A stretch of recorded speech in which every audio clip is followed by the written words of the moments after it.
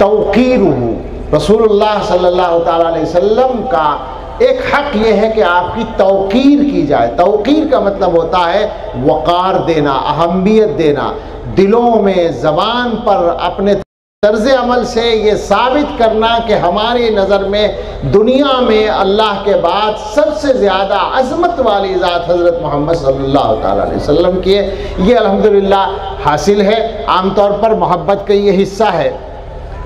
सातवीं बात है, जो करने की बातें हैं उनको ज़रा ख़ास तौर से याद रखिएगा। अस्सलातु अलैहि, हुज़ूर का एक हक़ है आप पर दुरूद भेजना। अब ईमानदारी से सोच लें ज़रा, हम मुसलमान हुज़ूर पर कितना दुरूद भेजते हैं। 12 रबीउल अव्वल को जुलूस निकाल लेते हैं और या नबी क्या पढ़ते हैं, वो नारे लगा लेते हैं, वो सब होता है। साल के 12 महीने, हर महीने के 30 दिन दुरूद शरीफ कितना पढ़ते हैं इसका हिसाब लगाइए, मुहासबा कीजिए। ज़रूरी है, हक़ है हुज़ूर का, अल्लाह की तरफ से हुक्म है सल्लु अलैहि वसल्लिमु तस्लीमा। एक बार तो अभी पढ़ लें, अल्लाहुम्मा सल्लि अला सय्यिदिना मुहम्मद व अला आलिहि व अस्हाबिहि व बारिक वसल्लिम तस्लीमा।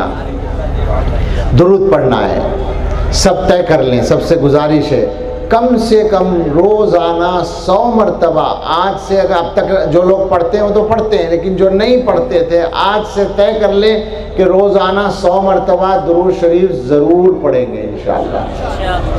क्या होगा, हुजूर पर अल्लाह ताला की रहमतें नाजिल होंगी, वो तो होंगी, हम दुरूद ना पढ़ेंगे तब भी होंगी। भाई हुजूर को क्या कमी है, अल्लाह के महबूब हैं तो अल्लाह ताला की तरफ से आप पर रहमतें नाजिल होने में तो कोई कमी आने वाली नहीं है। अल्लाह ताला के यहाँ हुजूर का एक मकाम मुकर्रर है जिसको मकाम महमूद कहते हैं, और वो भी आपको मिलने वाला है, पक्की बात है। बल्कि इस सिलसिले में उलमा के महजूज होने के लिए एक बात उलमा जानते भी होंगे, इमाम रब्बानी हज़रत मुजद्दिद अल-फ़िसानी रहमतुल्लाह अलैह ने लिखा है कि कुरान की जो आयत है इस सिलसिले में, उसमें लफ्ज़ है असा, असा अन यबअसक रब्बुका मकाम महमूदा। उम्मीद है कि आपका रब आपको मकाम महमूद तक पहुँचाएगा। तो एक सवाल पैदा होता है कि अल्लाह ताला तो वादा कर रहे हैं मकाम महमूद का, तो उम्मीद का लफ्ज़ क्यों बोला, यकीन का क्यों नहीं बोला, आसा क्यों बोला? तो मुजद्दिद साहब फरमाते हैं नुक्ता इसमें यह था कि अल्लाह ताला की तरफ से मकाम महमूद मिलने के लिए ये शर्त थी कि आपकी उम्मत आप पर इतनी मिक़दार में दुरूद भेजेगी तो आपको मकाम महमूद मिलेगा। वो बड़ी मिक़दार थी कोई, लेकिन हज़रत मुजद्दिद रहमतुल्लाह अलैह फरमाते हैं अल्हम्दुलिल्लाह मेरे ज़माने में आकर वो मिक़दार पूरी हो गई। अब जो हो रहा है वो सब इजाफा है, हुजूर के दर्जे बुलंद हो रहे हैं।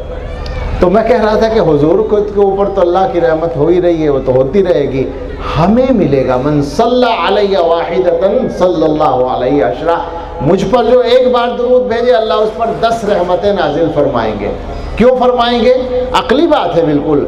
हम अल्लाह से कह रहे हैं अल्लाह वो जो आपके महबूब हैं उन पर आप रहमत नाजिल कर दें, हम उनका हक अदा नहीं कर सकते। दुरूद का जो मफहूम बनता है वो ये बनता है कि आका हमारे इतने बड़े हैं कि हम उनको अपनी तरफ से कुछ दे नहीं सकते, तो हम अपने अल्लाह की मदद लेते हैं कि ए अल्लाह वो जो हमारे भी और आपके भी महबूब हैं सल्लल्लाहु अलैहि वसल्लम, उन पर हमारी तरफ से भी आप रहमत नाजिल फरमा दें। तो अब सोचिए ज़रा, अल्लाह ताला तो नाजिल फरमाने वाले थे ही, लेकिन जब वो ये देखेंगे कि ये बंदा कह रहा है मेरे महबूब, ये बिल्कुल ऐसा है जैसे आपसे कोई कहे कि आप अपने बेटे को मेरी तरफ से ये दे दीजिए तोहफ़ा, तो क्या होगा आपके दिल में? उस देने वाले की मोहब्बत आएगी या नहीं आएगी? आपको तोहफ़ा देगा तो उतनी नहीं आएगी जितना आपके बच्चे को देगा तो आएगी। अभी ये मौलवी नज़ीर बैठे हैं, इनके बच्चे को मैंने दुआ दी कि अल्लाह तुम्हारे बाप से 10 गुना बड़ा आलिम बना दे। इन्होंने फ़ौरन कहा आमीन। मैंने कहा ये रिश्ता ऐसा है कि चाहे जितनी बड़ी दुआ दे दो बाप आमीन ही कहेगा, खुश होकर कहेगा, चूँकि औलाद को दुआ मिल रही है। तो जब एक बंदा अल्लाह से ये दरख्वास्त कर रहा है कि अल्लाह आपके जो महबूब हैं और हमारे भी महबूब हैं उन पर आप रहमत नाजिल फरमा दें, तो अल्लाह ताला कहेंगे ये बंदा मेरे महबूब पर रहमत नाजिल करने के लिए कह रहा है, तो मैं इसको क्यों महरूम करूं, इस पर भी मुझे रहमत नाजिल करनी है। तो इसलिए सब तय कर लें कि इंशाअल्लाह आज से नागा नहीं होगा। 100 मरतबा कम अज़ कम, उलमा के लिए निसाब ज़्यादा है, ये जहन में रहे, कम अज़ कम हर आदमी के लिए 100 मरतबा ज़रूरी है कि रोज़ाना दुरूद पढ़ना है, कभी इंशाअल्लाह मौत तक नागा नहीं होना है।